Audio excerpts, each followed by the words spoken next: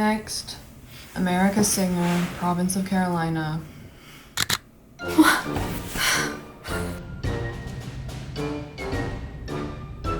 This is common knowledge, I fear. Oh God! Now America is in fact an illegal arms dealer. And bred in circuses, baby. Actually, it's nostalgia time, baby. Welcome to The Bachelor. Pulled out the prom dress for this, okay? I dug this out of a closet where it's been rotting for years. I want to commit to this for the whole video. I don't know, but regardless, welcome to the selection. I'm so thrilled to be experiencing, really, just another young adult reading vlog, series reading vlog. Today we're going to be tackling the selection. Well, definitely over the next few days for me because this is another pretty long series. The first book came out in 2012, so there are 3 books in the first trilogy, and then there is a spin-off duology. Genuinely so happy to be reading this with you. I think this is going to be so fun. When I was a teenager, I read the first 2 books in the series, and then I stopped. So I never found out what happened. My memory is a little bit foggy on all of the particulars, and I'm just excited to read this with you. I think it's gonna be fun. It's gonna be full of 2012 madness, and let me just read you the back. In a world of glittering gowns, got it, and priceless jewels, don't got those. The selection is the chance of a lifetime to compete for gorgeous Prince Maxon's heart, but for America Singer, it means turning her back on her secret love and leaving home for a prize she doesn't want. Then America meets Maxon, and all her plans start to crumble. Can the life she's always dreamed of compare to a future she never imagined? This is dystopian Bachelor. Although The Bachelor is pretty dystopian. In this video, we are going to be attempting to read every single book in the selection. As of right now, I started the first one, and I'm 88 pages through. I have a decent amount to tell you. This is just fun. Let's take the bookmark out. Her name is America Singer because she's an American singer. The world of the selection, it's unique. It's not unique at all, but its dystopian thing is that everyone is divided into numbers. Everyone is slotted into numbers ranging from 1 to 10, I believe, or 9. So 1 is the best. It's kind of like the districts. This book is so similar to The Hunger Games. I'm gonna have to Google which one came out first because so similar, so similar. So the 1s are the most well-off, and for example, the 8s are homeless. America is a 5, so she is right in the middle, but as she tells us, pretty much anyone over a 3, their lives are just varying shades of difficult in this world. So it is North America, but it's not called North America. It's now the Kingdom of Eadlyn, and we have a king and queen who rule over, I guess, all of North America. I'm not clear if it's just the United States, which has become a monarchy, or if Canada's in there as well. We don't know. All we know is that China invaded the US a long time ago. This is set after the 4th World War, and we have now the Kingdom of Eadlyn, which is a new baby country trying to spread its wings and trying at the same time to find a match for the Prince of the Kingdom, Prince Maxon. So they do this through a process called the selection, where girls from every province, to compete in the selection to win Prince Maxon's heart, which is literally just The Bachelor. There are 35 provinces. Because Eadlyn is still a new country kind of forming itself, there's also, of course, the rebel group. We really hardly know anything about them except that they are not content with the way things are being run, and they are constantly trying to attack the monarchy pretty much from within. Like, literally, the rebels are kind of just at the castle all of the time. There's been talk about how they maybe are literally underground, like they live in tunnels. I'm not sure if that was like a metaphor or what, but the rebels seem like the biggest threat. Eadlyn is also battling New Asia abroad, so they have kind of 2 fights going on. Don't know who the rebels are, don't know what they really want, and it's kind of concerning that, like, they're like in the castle. So America and her family live in Carolina. She has red hair, she is a 5, and the 5s are all artists. So our caste was just 3 away from the bottom. We were artists, and artists and classical musicians were only 3 steps up from dirt, literally. I think, honestly, 88 pages into the selection, some parts of it are so silly, but so much of this seriously comments so poignantly on our society in horrifying ways, and I think it's actually pretty well done. I think the selection is much more solid. It's much more solid of a book than Shatter Me, which was my first YA reading vlog that I did. So America is a singer, but everyone in her family is talented in different ways. Like her mother plays a lot of instruments. We don't really know why the system is like this. Like we don't know why everyone is just doomed perpetually to work only one kind of job. For example, the number category down from America, the sixes, they are all servants. And they just do pretty much all the dirty work and they clean. I don't really know how this happened. We just have like America's younger brother being like, why? You know why? It's the law. It really seemed unreasonable to limit everyone's life choices based on your ancestors' ability to help the government, but that was how it all worked out. I feel like the world building in this is sprinkled in at good intervals, but I'm not getting a sense of the world like at all. At all, guys. I don't know anything of what this place looks like. It is absolutely bizarre. Houses we live in are never described. The outside environment is never described. I'm not really sure who the government is. Like, are they referring to the monarchy? Is there a separate government going hand in hand with the monarchy? The problem is that there are so many rigid laws in this society. It's really looked down upon to marry into a lower number. America's problem is that she has a boy in her life named Aspen, and Aspen is a 6, so he is a servant. His family is incredibly hungry. His family is also incredibly large, as is America's, and the thing that we learn is that birth control is not given to any number category above 4, I think. So only 4 and below you have access to any form of birth control. It's implied that this is a way to keep the poor. You're not allowed to have any kind of sexual relationship with anyone at all until you are married. Like, that is such a strict thing, otherwise you'll be thrown into jail. So America is upset because she's going through a hard time. She has her boy Aspen, who seems nice when the novel begins, but when I was a teenager I remember hating him with every fiber of my being, so I'm assuming he does some not nice things coming up.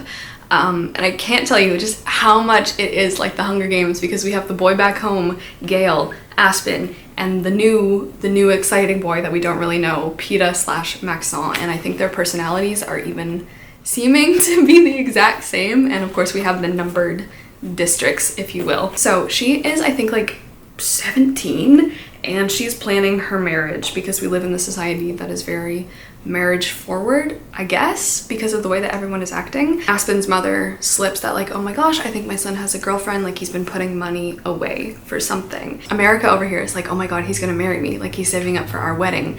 Girl, he doesn't have enough to eat. His younger sisters don't have enough to eat. He is struggling. You don't think he's saving money for something more important than a wedding? I couldn't believe it, nor can I. Here his family was, trying to make ends meet, and he was putting away money for me. I didn't know whether to scold him or kiss him. He really was going to ask me to marry him, exclamation mark. Delusion. And then in comes our other problem, which is the selection itself. You get money, your family gets money if you get selected to go into the bachelor party. America's mother is like, please, for the love of God, submit your name. She's like, no, and it's not until Aspen is like, America, I love you so much. I would feel so bad if I took away the opportunity for you to marry another man. So please put your name in the selection. I don't want to deprive you of this future that you could possibly have. And she's like, okay, fine, like what the hell? I'm never gonna get picked. The classic thing happens right as she's going to get her picture taken to be submitted into the selection. She hears this news about how Aspen is potentially putting money away for him to marry her. She's like, oh my god, I'm getting married. Click. And so she has this picture taken of her like radiating utmost joy. She's glowing. She's like, I am getting married. And so what happens? She gets picked based on like her photo because she looks so in love. I buy it. Don't have a problem with that. I think that's really funny. That's actually how my grandparents got married, because my Nana won a prize for, I think, some academic thing, and her picture was put into the local newspaper. My papa saw it and he was like, well, that's her. That's her. Like, that's my wife. I'm gonna marry her. I don't know her, but there she is. Lo and behold.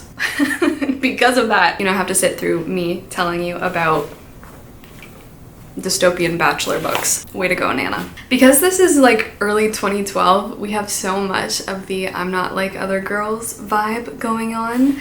I'm really worried about how that's going to play out because it is going to be 35 girls all locked together in a castle vying for this mediocre man's hand in marriage, and I'm hoping, I don't remember at all if like female friendships were at the heart of this novel, because like in this situation I feel like they should be. Several had on so much makeup they looked kind of like clowns, but at least they were trying. I just don't get the military situation in this country by any means. Like every night, I think, is it every night, we have a news segment that comes up on the TV, and we get kind of an update on the war.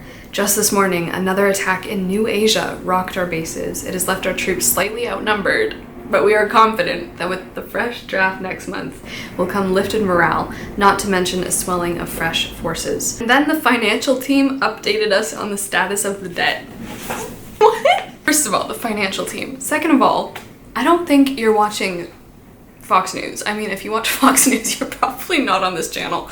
I don't think you're like sitting there watching CNN and all of a sudden the financial team of the United States of America comes on and talks about debt, talks about the status of their debt. I'm pretty sure that's something they literally never talk about, never want to talk about. They're like, what debt? Aspen and America are pretty solid, although there are some chinks in the relationship even before America gets picked to go to the castle. I feel like because her name is America and she gets picked to go to the castle, I just feel like she's gonna be the one to abolish the tradition, maybe perhaps, and unite the country, and then she's gonna like team up with the rebels, take down the country that is keeping everyone in these numbered categories, and then Alea is gonna dissolve and they're gonna be like, oh my god, what should we call this new country?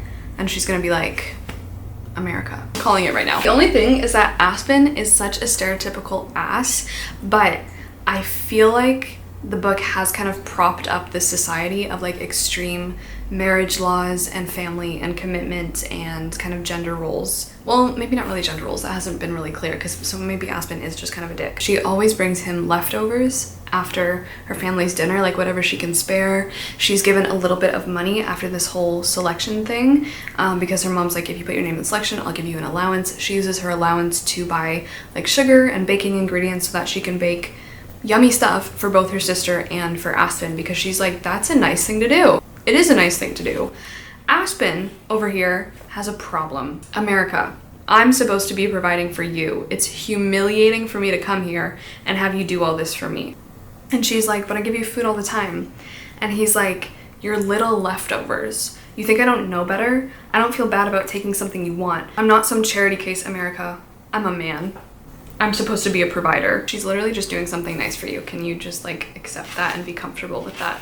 She gets picked for the selection. Soldiers start to come to her house, even though we've just learned that like Alea is running out of soldiers. We're losing the war at the front and we're losing the war with the rebels, but soldiers are being stationed around every girl's house because she didn't have to wait until getting to the palace to worry about potential rebel attacks. So the rebels want to attack the potential bachelorettes. It just gets worse and worse. As of last Friday, America, you are now considered property of Alea. You must take care of your body from here on out. I have several forms for you to sign as we go through this information. They're like, okay, your only romantic relationship can be with Prince Maxon, which right now is fine for her because Aspen broke it off after this whole food, fragile feelings thing. He was like, I don't want to drag you down. I don't want to bring you into the world of a 6. Go have fun at the selection with your new prince, even though she was like, I love you, I want to marry you, I don't care. He's like, no, leave me alone. This is weird. If you are found writing love notes to someone here or are caught in a relationship with another person in the palace, that's considered treason and is punishable by death. If you are found breaking any other of Alea's laws, I'm assuming such as like theft, murder, blah blah blah, you will just receive the punishment tied to that offense. But if you write someone else a love letter, you dead. We just got to the palace. We're meeting a couple other of our girls from the 35 provinces. We have Celeste, who is a 2, so she's kind of up her ass and she's very aggressive and not nice, but America has started to make friends with a couple other girls who are closer to her. Ignore the packing. I'm running away. I feel like a marshmallow. Guys, I'm really kind of liking this. Let's fast forward a little bit. She gets to the castle. She meets Prince Maxon because she kind of, like, she gets shown to her room. It's revealed that she has like 3 maids in waiting who are all gonna do like her hair, her makeup, her whatever, and she just starts panicking in the middle of the night because she's like, oh my god, I'm literally like locked in this room. So she runs out into the gardens, she starts crying, and then all of a sudden she hears a voice being like, hey, are you okay? And it's the prince, and they talk, and then she kind of explodes at him. She's like, it's ridiculous, this contest, the whole thing. Haven't you ever loved anyone at all? Is this how you want to pick a wife? They kind of open up to each other, honestly, a little bit, and they decide to make a deal because she kind of spills the beans that she's not there really to date him or to find love. She's only on The Bachelor to basically send money back home to her family. And they make a deal that she's gonna be his kind of behind the scenes and vet the girls for him and like give him status updates on all of the women so that she can be like, you know, this girl's actually really rude, or this girl's really sweet and nice and she has the good requirements to be a queen. Day 2 of the selection already, a lot of girls go home. The rebels show up. And this, here's where I just don't get it. Like, they're like, oh my god, the rebels are attacking, and they all like get locked into this big room, and like the rebels just start throwing things at the palace windows. And in the middle of it all, America starts to ask Maxon like, okay, who are actually the rebels? And Maxon is like, it depends on who you ask and which group you're talking about. There are 2 generally, the Northerners and the Southerners. The Northerners attack much more frequently. They're closer. Southerners, their attacks are much more lethal. They come only about once or twice a year. Maxon shrugged. The Southerners appear to want us demolished.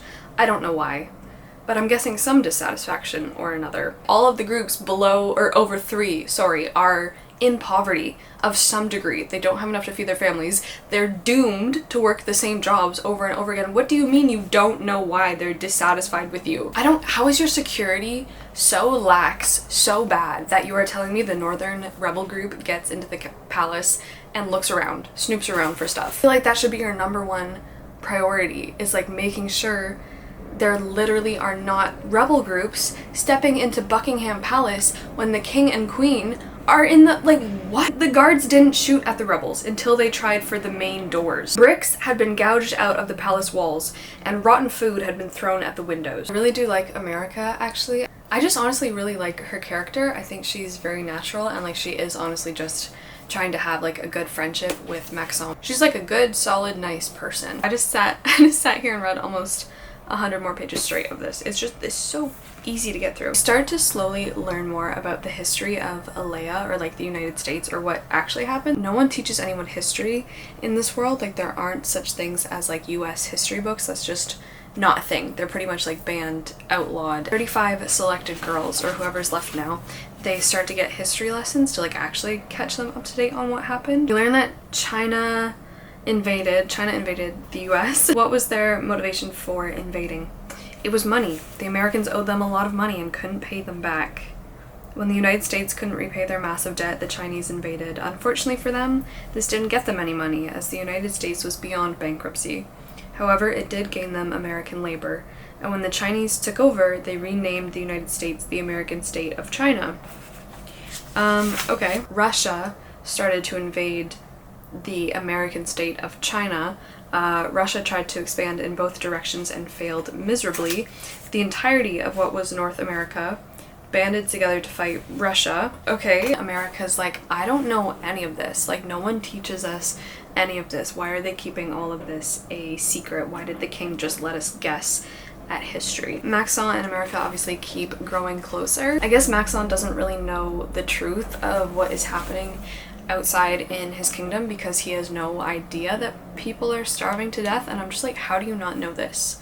Like, how has this been hidden from you like this well? But America is like, yo, like, we are literally starving. He gets really upset, he stalks away, and he returns at dinner to make an announcement. Having met these ladies, I've been exposed to the wide world outside our palace, a world that I rarely get to see. I've been told of its remarkable goodness and made aware of its unimaginable darkness. I've embraced the importance of the masses outside these walls. I have been woken to the suffering. There will be public assistance for food in every province services office. So he's finally like, yo, this is messed up. We have to do something about it. Everyone starts to dress like America because they're slowly starting to notice that she seems to be the prince's favorite. So they all start wearing like more low-key clothes. They start wearing jeans because she's always dressed in blue. Every single girl in the selection wears a different shade of blue to this like big televised interview because America is like nice to her maids and they're all kind of friends now, and like the maids obviously know all this stuff because they're the ones making the dresses. They dress her in this like bright red dress, so she's the only one that stands out. And then you remember Celeste, who is kind of the big mean girl who's not nice to anyone. She sees America and she's like, take your dress off right now. Like, I want your dress. We need to switch dresses. And America is like, no, I'm not just switching dresses. Like, this is my dress. So Celeste claws America's arm and rips her sleeves off. And so she has to go into the interview looking a little bit disheveled, but obviously she nails it. One thing I want to say about the interview is that Gavril, who is like Caesar Flickerman, I guess, he has a pin on his shirt, and like America keeps seeing these pins here and there. Max was the one who told her that they don't know whether it's the Northerners or Southerner rebel groups attacking because they don't have emblems to distinguish them. But she notices that Gavril has this pin or emblem with like an X through it. And I think she's seen it somewhere else. I kind of forget where she saw it, honestly, but I'm thinking that that's like the rebel pin, and obviously people within the castle, it's going to be revealed that they are also with the rebel group. So I think Caesar Flickerman, our guy, I think he's part of the rebels. But she obviously has a great interview. She says really nice things about Maxon, and then afterwards he like knocks on her door and he's like, yo, you said really nice things about me. And she's like, yeah, I guess I did. And she, I think, is now formally being like, okay, you can consider me. She also told Max like everything about Aspen and her love life back home and like how badly it went. We're now in the process where he's having to select the group of girls that is going to go on to become the elite, which are like the smaller group of the selected girls, so he's having to eliminate a lot of people. To be honest, I don't really want to wear that prom dress. I thought it would be cute if I put together like a selection look with like a different dress or look or something. So this one's actually a bit fitting because I started, well, kind of matching a little bit. Like her dress is definitely a bit more, like her dress is red, kind of. It's kind of like an orangey red. I finished this book and Aspen was back at the castle. She tells Aspen that she's not in love with Maxon, and they just start making out. And like I was saying, there is a death penalty for having a relationship with someone other than the prince if you are one of the selected. Like, she fully knows this, he knows this, and they're just kind of out here in broad daylight, not really being that careful. And I'm like, they will like kill you. America doesn't tell Maxon that Aspen is the guy from back home because Maxon knows there was someone back home who treated her poorly. America just like plays it off and says that Aspen is just like a random guy from her town. Maxon is like, great, this guy can be your private guard. People are getting a lot more cutthroat with each other. I wish they would like just start kind of murdering each other if they're gonna be like cutthroat at all, because it's just not. Like, it's so boring. After finishing the first book, I was gonna save my thoughts. Like, I mean, there's not really that much more to update you on, but the selection is honestly just so boring. Like, it's so boring. Nothing happens. It's America just like kind of slowly falling for Maxon. But now that Aspen is here, he's messing everything up. She forgives him so quickly. We learn that he apparently wasn't with a new girl at the train station when she was seeing him off. Apparently this random girl just tripped and fell into his arms and he caught her, and that's what America saw. They go down to the basement and hide during the rebel attacks. America comes back up and like her room has been ransacked. I'm assuming so has everyone else's, but like this is serious, and like no one is taking this seriously. Like the king just installs like what are they called, metal blinds, like metal barriers over the windows, and that's it. But like they still are getting in, and it's just like, this is crazy. Like, this is absolutely crazy that these people are coming into your palace, going through your room, and then we're all just living like this is normal and not doing anything about it. So finally, because of this last rebel attack, Maxon was like, I'm just gonna speed this up because I feel bad keeping you all in danger. So we are gonna absolutely cut it down now to just 6 girls, and the 6 are going to be the elite, and of the elite, the one will be chosen. So that's kind of how the selection ends. That is my review of the selection. I don't know how many stars I would give this anymore. Probably a 2. I first read this 12 years ago and I gave it a 4-star back then. I would probably drop this to a 2-star right now. It does not live up to the entertainment that I thought this was, that I remember it being. Since I've started the elites, oh guys, I'm 66 pages in and I'm just like, can something please happen? I think I remember telling you that when I was younger, I hated Aspen and I was like, oh, Maxon is like the guy, he's so nice. He's a freaking wet mop. He has no personality. He's so wishy-washy. He's so passive. He's so like, yeah, like America, just do whatever you want. Aspen is definitely more, I guess, rough around the edges, and he's much more passionate, but he's also like, he just kind of gives me bad vibes at the same time. So like, neither of them are great, and I don't like either of them. Maxon shows her this secret room in the palace that is basically a library of banned books from way back when Alea was formed, which also this whole government and creating the new country is just never, it's just not properly explained. I don't know what's going on. The fact that like China invaded the United States made it the United States of China. It's no longer the United States of America, it's the United States of China. No one knows the history, which I guess is the dystopian element, but for like a dystopian series, I'm sorry that I ever said it was like the Hunger Games. He shows her the library, which has a bunch of books, and it also has the diaries of Gregory Alea, who was the commander who rallied all of North America, we've learned now, together, the US, Canada, the US, and Mexico, and made them one country. And she has his diaries because she's like, hey, do you know what Halloween was? I really have always heard about Halloween and I really want to know what it is. So Max is like, yeah, come with me, I'll show you the super top secret room that you need like absolute clearance to access, and no one has really read these books. And he just gives her Gregory's diaries, and now she has them in her room hidden. So I'm thinking that maybe the secret room and all of this info is what the rebels have been looking for every time they get to the palace. Thing with the elite as well is that at this point in the selection, all of the girls' families are invited to come to the palace and meet the prince so he can meet their families. At this point, it seems like Maxon is still pretty smitten with America. It seems like she's his #1 choice, but now America is like, Aspen, Max, no one has any personality, no one takes charge, no one does anything. Like I said, I just literally wish like the girls would start like murdering each other at this point. I think this would have worked so much better as like a Bachelor murder mystery. I think that would have been so much more, I think it could have just capitalized on the dystopian nature of The Bachelor in general and how gross it is. Also, no one talks about like how sad The Bachelor is when like you have all these girls vying for the affection and like true love and roses of this one man, but the man in question is just so mediocre and no one is falling that hard for him, and he's just so boring and bland.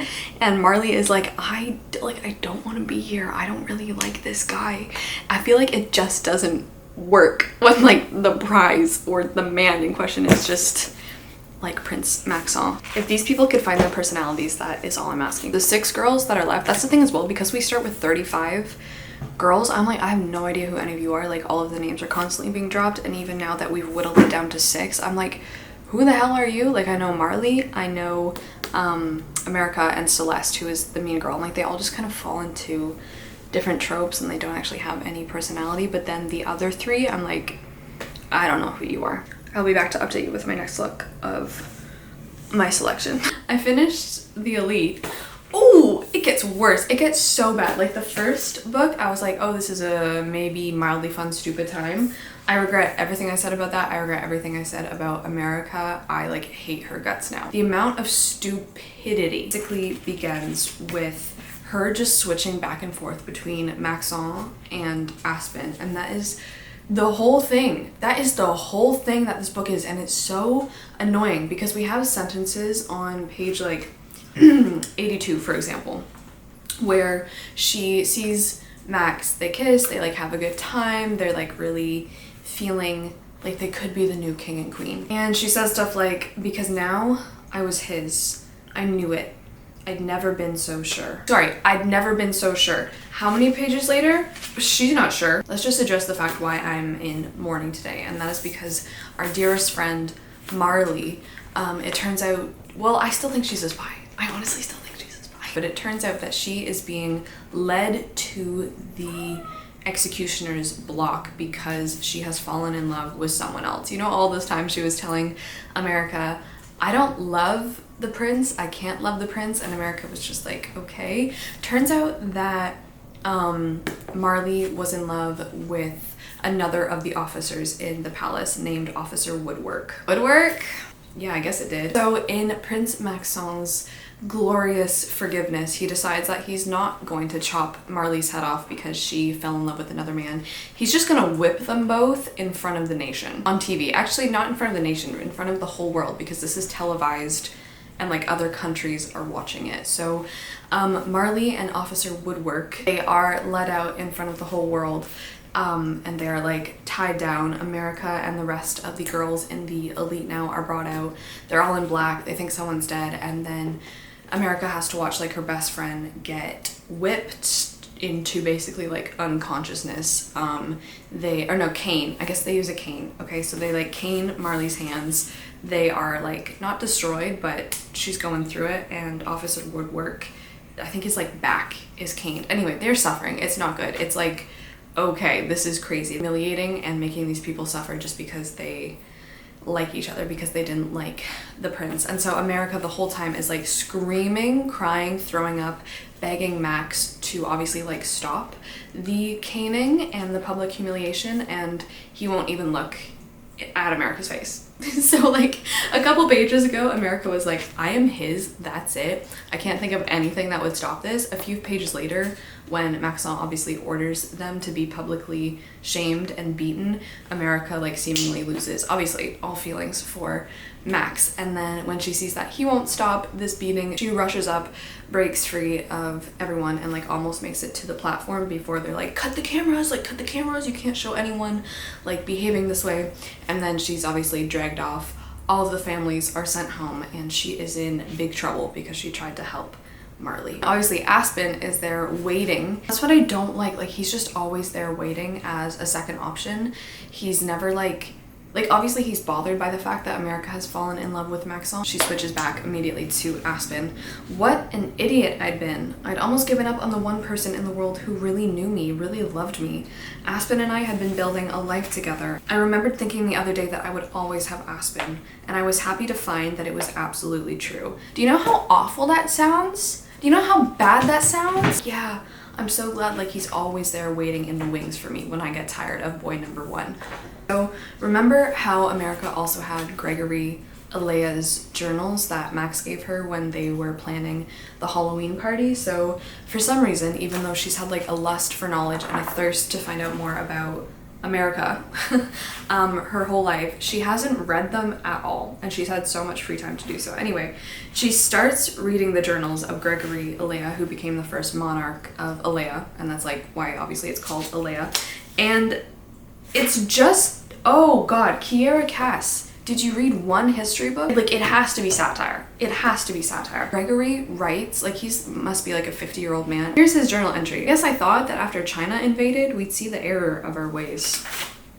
It's always been obvious to me just how lazy we've become. Really? It's no wonder China came in so easily. Huh? How lazy you've become. Huh? You guys have nukes.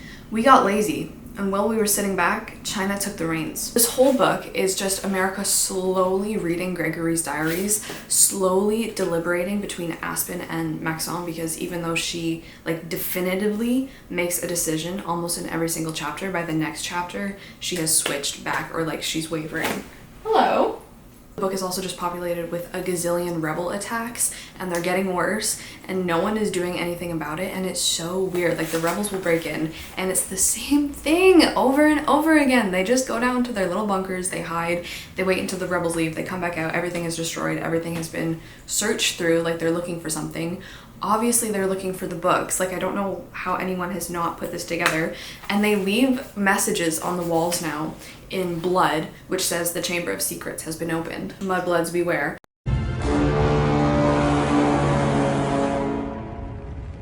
just says we're coming. Like, okay, you've already came. Like, you've been here. What do you mean we're coming? And it's just dumb. On one of the rebel attacks, America is stuck outside and she can't make it back into one of the bunkers, and so she just makes a beeline for the forest. And in Katniss Everdeen fashion, she climbs a tree thinking she'll be safe while all the rebels like run below her while she's in the tree and they're like making off with a bunch of bags. One of the rebel girls trips, drops her bag, and what falls out? A bunch of goddamn books. And America's like, oh, that's weird. Turns out that the rebel girl actually like looks up, sees America, just smiles at America, curtsies, and then keeps running on her way. She tells Aspen she had books, lots of them, I said. Aspen nodded. That seems to happen a lot. No clue what they're doing with them. My guess is kindling. I think it's cold where they stay. What do you mean your guess is kindling? They are running through a goddamn forest full of trees and wood, and you think they are breaking into the royal fucking palace to steal books just so they can make fire? Oh god! Sorry, I'm losing brain cells. The next baffling thing is that the elites, because now there's only 5 of them after Marley has been eliminated, humiliated and shunned for life. She's now become an 8 as well, that's the thing. The next task for the elite girls is to organize kind of like a gala and a welcome ceremony for delegates. Not delegates. The freaking queen of Italy and also the rulers of the German Federation. What? It's just the way that this is just not, it's, and the thing, one chapter ago, we just had a rebel attack where they wrote on the walls of your castle in blood, stole your shit that is like really precious, the books, because that is like the history of your nation, and they are killing your guards. And the rulers of the German Federation and Italy are like, oh, yeah, I think it's cool to come over. I think it's cool to come stay in your castle. No security threats. Like, the fact that you think it's even okay to invite rulers of another nation over to your palace when you are being openly invaded every single week is like mind-boggling. America is like, are they still gonna make us do that? There have been 2 rebel attacks and I spent the majority of my day lost in the woods. Max's face was sympathetic. You'll have to push through. You'll have to push through? The rest of the elite girls, the 5 of them, get paired off into 2 teams. So America and Chris, who has been kind of the girl who's most competition for America because like her and Aspen have developed this her and Max, oh my god, Max all have developed this relationship on the side, and Chris is really well suited to lead and like be a good queen. Her and America get paired up to organize the welcome party for Italy, while Celeste, Elise, and Natalie, who the hell is Natalie, get paired up to organize the welcome party for the German Federation. That's the other thing that I just want to say really quickly. I don't know what the hell the rest of the world looks like or what is happening, because it's just so weird. Like, when did Germany become the German Federation? Who did we federate? In book 1, we had a visit from the Queen of Swendway. Swendway? I wonder where that is. It would be really funny if she just took the Nordic countries of Sweden, Finland, and Norway and combined their names together. Wouldn't that be funny? So the 3 Nordic countries just all got smushed together and became Schwendway. She took the Schwie, the Ind, and the Way. Why? Why? Her and Chris have been planning the welcome party for the Italians, and they're trying to like learn a little bit of Italian before they come. America randomly says, at least I had the advantage of knowing Spanish, which helped me pick it up faster. They were so similar. Since when? Since when do you speak Spanish? How do you know Spanish? I don't even remember if in the first book America actually went to school. I feel like I remember reading a bunch of sections where she was pulled out of school so she could work for her family. Where did you learn Spanish? Was Spanish taught in school? Is your mom like, how do you just know Spanish? Their party for the Italians go really, really well. Italy is obsessed with her, and they're like, just so you know, like, we're voting for you in the selection. The next big thing that happens is we learn that Marley never left the palace. Marley has been there all along. Maxon is like, hey America, I know you're still like really fuming at me, but I have something to show you. He takes her to his room, takes her down one of the secret hidden passageways. Lo and behold, who comes out but Marley? And she's like, I've been here this whole time. Like, Maxon was really sweet. Like, yes, he led me to have some crippling injuries, public humiliation, and probably trauma for the rest of my life, but let me stay and work in the kitchens. She has been married to Officer Woodwork. They don't really get a chance to repair it, and I guess in the interim, Maxon starts to form a much more serious relationship with Chris, and in the meantime, America is just like making out with Aspen every single chance she gets in the hallways, even though like she's just seen that the penalty for doing that, like what's happened to Marley. The next big thing is that one night, Maxon and the king rush in and they're like, oh my goodness, like we have to leave right now, I'm so sorry, we have to go. And they're like, where are you going? And Maxon is like, New Asia, like we have to go, the war. First of all, like no one is explaining how the countries got the way that they got, which like I guess we're just supposed to infer that something happened. Like what happened to China after they invaded the US, became the United States of China, and then now it's just New Asia? Like who's included in that? Second weird thing is that Elise, one of the elites, she is of Asian heritage. Maxon says goodbye to all of them, and he tells Elise, call ahead and tell them to go easy on us. He's not like joking, he's fully serious. He tells Elise, call ahead and like tell the country, well it's not, tell the country of New Asia to go easy on us. I wondered if this war going downhill would cost her her spot. Then I realized that I had no clue what Aaliyah stood to lose if we lost the war. Very good. America and Aspen just start hanging out. Just the way that she's like literally using both of them whenever it's convenient for her, and it's just like blah. Aspen is like, do your feelings about me change a lot? No, I said. If anything, you're the one constant. I know that if everything turns upside down, you'll still be here in the exact same place. That doesn't sound nice. She's trying to comfort him and be like, no, my feelings for you don't change. You're always like there for me, waiting in the wings. Like, everything gets so crazy that my love for you gets pushed to the background, but I know it's always there. Does that make sense? But I know no matter what, you'll still be here. That's not love. That's rude. What I'm gonna do is finish the elite. I get to start, finally, the one. What I am gonna say is that it's no surprise to me that I didn't continue on with this series, because when I was a teenager I only read the first two and then I stopped, because right now I'm just like, this is so bad. Like this book is so much worse. And then I get to read the one, which I have never read, and then after that I only have 2 more books in the spin-off series, but it's really just the same series because they're about, I'm pretty sure they're about America's daughter. America's daughter with whom? I don't know yet. I should be so lucky to find out. Literally looks like these books are taking the life out of me. I just woke up. It's the weekend. I could not sleep. It is an ungodly hour right now in the morning. Would usually not be awake, but I thought we could talk about the elite, which I have finished now. Please ignore the cystic acne taking over my face. If I was in the selection, this would never be happening to me. Gregory Alea's diary entries, I'm sorry, just read like a 12-year-old boy who has read The Prince by Machiavelli for the first time, and it's so bad. It's so bad. First of all, this man, who is not the king of Alea yet, because right now they still have this president who is this guy named Wallace at the time that the diaries are being written, but Gregory,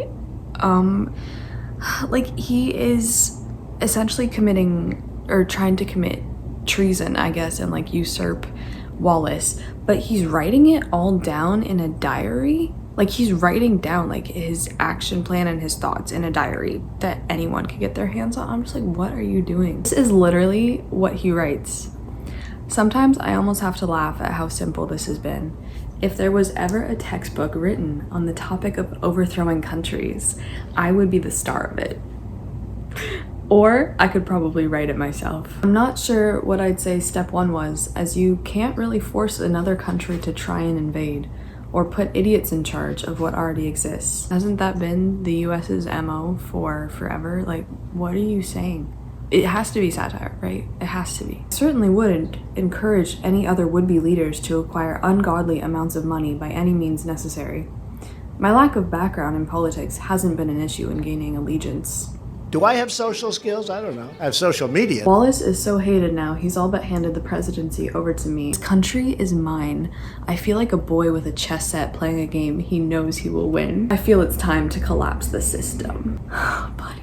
This is like a 50-year-old man or something writing these. I don't get it. America has just read this and she's like, wait, oh my gosh, like for so long we've upheld Gregory Alea as a hero, as the person who saved our nation, when in reality he was the one who just took over for his own gain, collapsed the system, as he says, and then set up the numbers for everyone. So she's like, I'm confused. Was I missing something? Collapsing what system?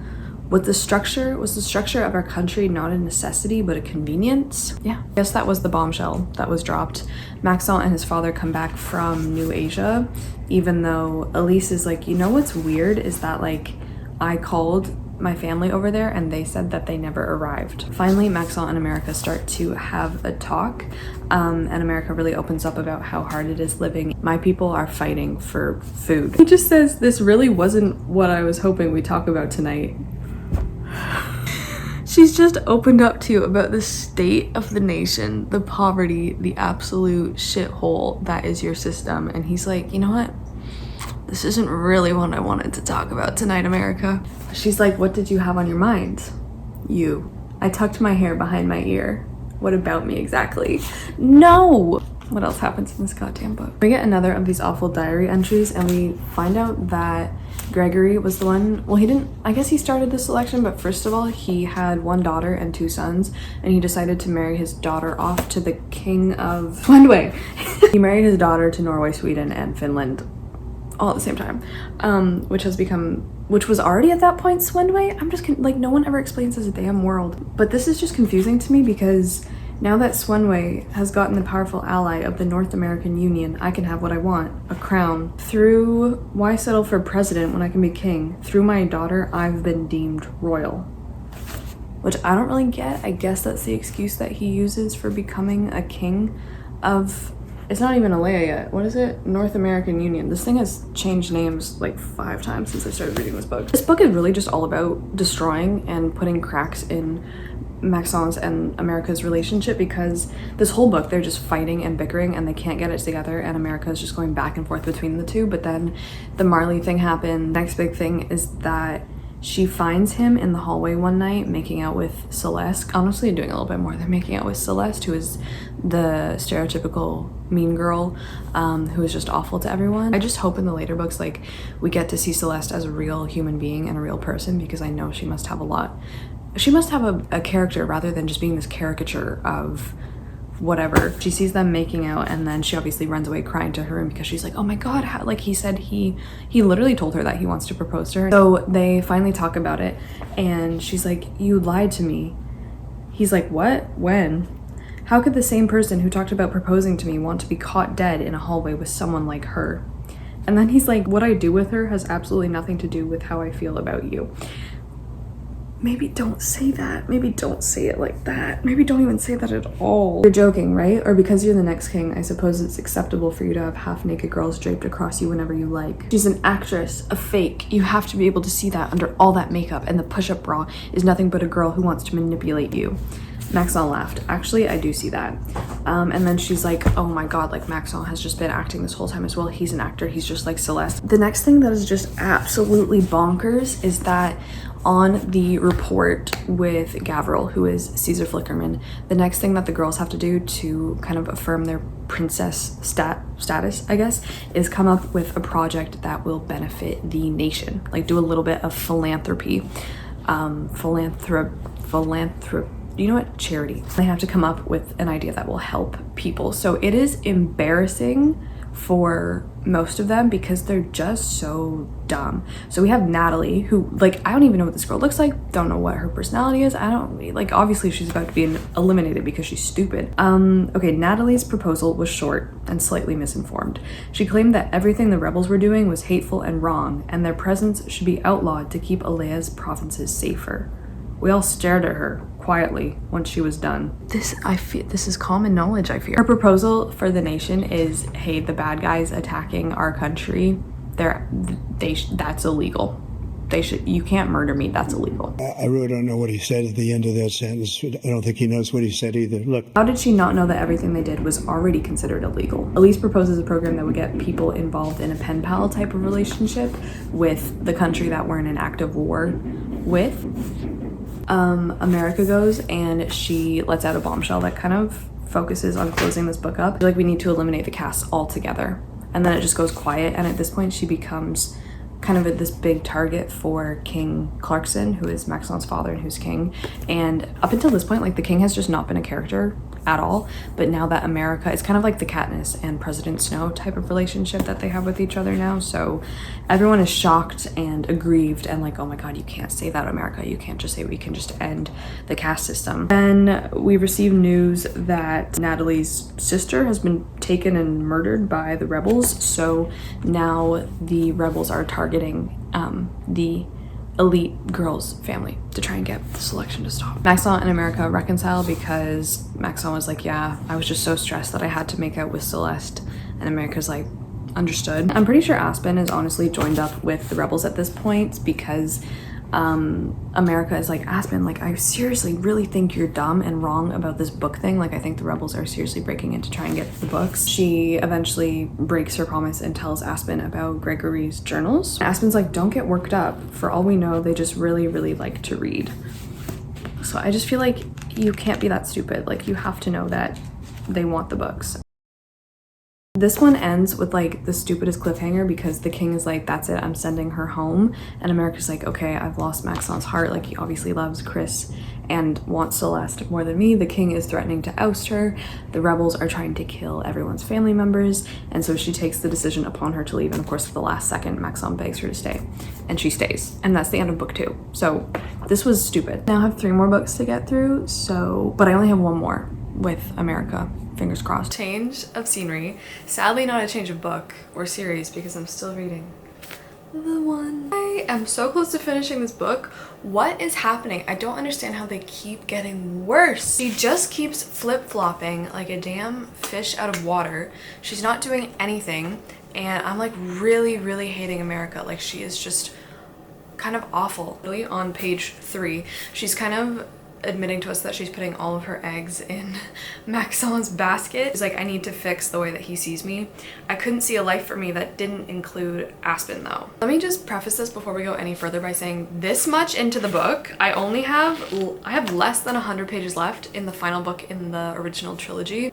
Like, I'm assuming she's gonna pick a Maxon. Aspen has kind of been all but written out of the novel. Like, he's not really in it that much. We hardly get any scenes of them together, and at this point it's been like Maxon this, Maxon that, I love Maxon. However, I feel like this could all be leading up to a giant shock twist where she actually chooses Aspen, especially because the dedication at the start of the book is for like the author's husband, I'm assuming, and it says, for the boy who climbed into the treehouse in my heart and let me be the crown on his.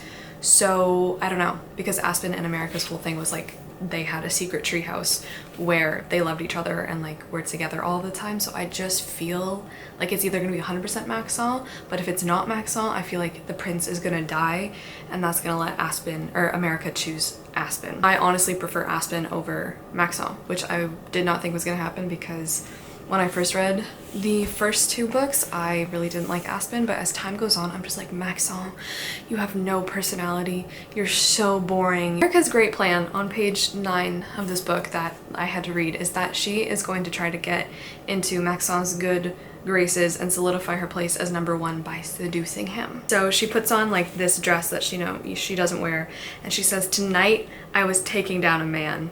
And then it doesn't work, and he like laughs in her face because he's like, this just isn't you, I'm just gonna go. Then there is the scene between the remaining 4 girls where they're like, okay, everyone needs to spill their guts about what they've done with the prince. And finally, it took like 3 books, which like, whatever, for any kind of like strong bond or friendship to develop between the selected or the elite. But we finally have Celeste like breaking down her barriers and like coming clean to America about why she's such a nasty person is because she's just really scared and really afraid of losing what she has, and so Celeste finally comes around and all 4 of them are now much closer, and it's just much more enjoyable. And honestly, probably one of my favorite parts of the story now is just the girls and their friendships, which I wish would have happened much earlier. We can just flash forward 122 pages. Nothing happened. 122 pages later, America is still debating on the Aspen Maxon debate. I guess the bombshell is gonna come in like 20 pages or so, that like because Maxon still doesn't know that Aspen is the boy that America liked, and he's like working as her guard. It's just gonna be a mess. Then a hot new bombshell enters the villa. The Northern rebels arrange a meeting with the prince. They like come to the castle and they're like, hey, we just want to have a little parlay and we want America there as well. So Maxon and America, who are still on kind of lukewarm terms,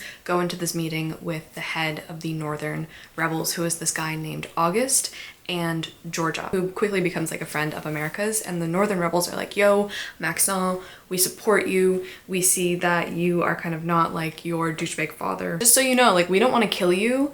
We have just been trying to steal your books. We've just been trying to steal your books the whole time, and we wanted to learn more about Gregory, Alea, and like the creation of Alea. August tells Maxon that he wants to root for him. He would like to have America as the queen because she's very left-leaning. The big thing in the meeting is that August is like, just so you know, my name is August Alea. And it turns out that he is a direct descendant of the Alea, like one Gregory Alea's son, who was supposed to be like eradicated, wiped out, or died somehow. It turns out he didn't die. I think he went into hiding.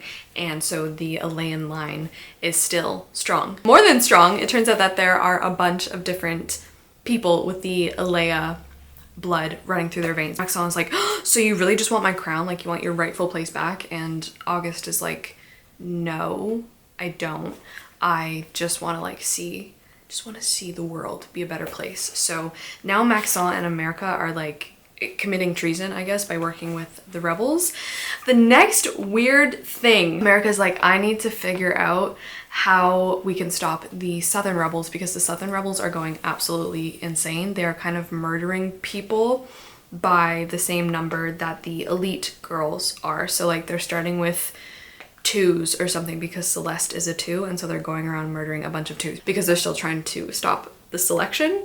So America and the Northern rebels, because the 2 rebel groups don't like each other, they're like, we need to stop the Southerners because they're just bloodthirsty murderers, and if they do take power, they're just going to be even worse than the current king. When there is like another garden party at the palace, who does America call and invite to the garden party? Buongiorno. It's Italy. Italy has arrived, because remember how Italy in the last book, they were like, America, we really like you. We want you to be the next queen so that you can be our ally. So America gets together with her new friend Georgia and one of the Italian princesses at this garden party. America is like, okay, it's time to be an arms dealer. Maxon can't siphon money from the palace to help the Northern rebels buy weapons, because that's just wrong. He can't do that, although he probably could do that in secret, but whatever.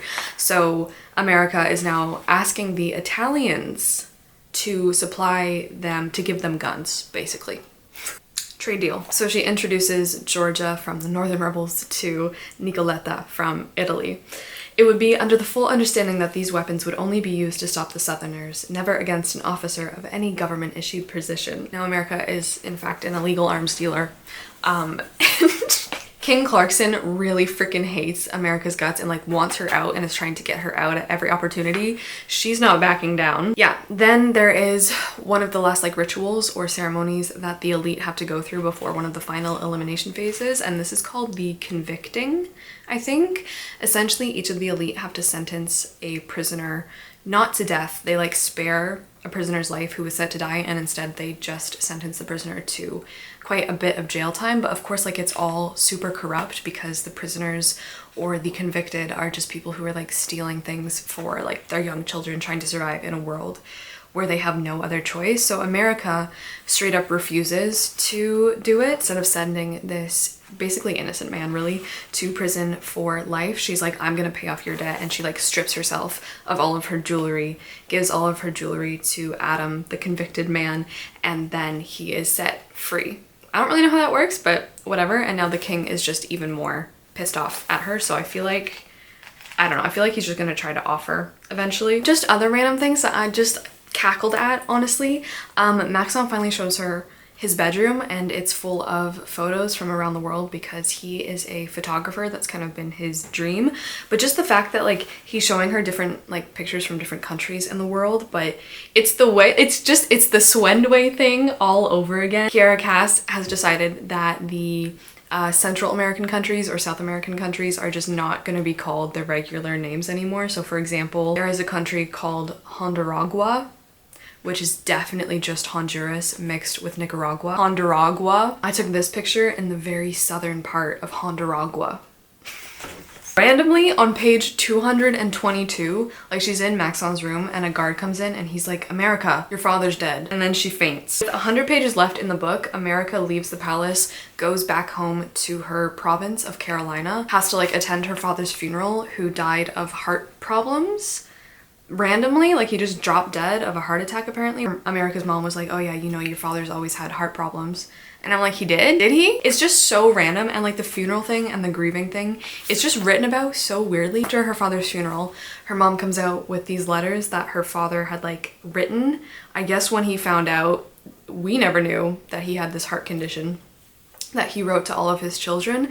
And of course, America's letter is a little bit different, and it drops some truths about who her father really was. We've had like 3 scenes with this guy. I'm sorry, America. When we visited, I went to your room and I found Alea's diary.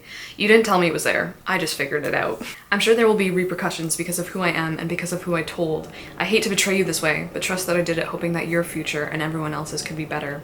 Look unto the North Star, your everlasting guide. Let truth, honor, all that's right, be always by your side. Love you. Shalom. It turns out that her father is a northern rebel. That's why he named her America. It turns out that the northern rebel mark, or like their pin, their symbol, 8-point star. 8-point stars, North Stars, is like the symbol of the northern rebels. So I guess I was right when I said that Gabriel, who totally has this weird symbol on his chest, is also a northern rebel. So then we're still at America's house this much into the novel. I'm just so confused what is going to happen. If it's another like Shatter Me, what was the third book called?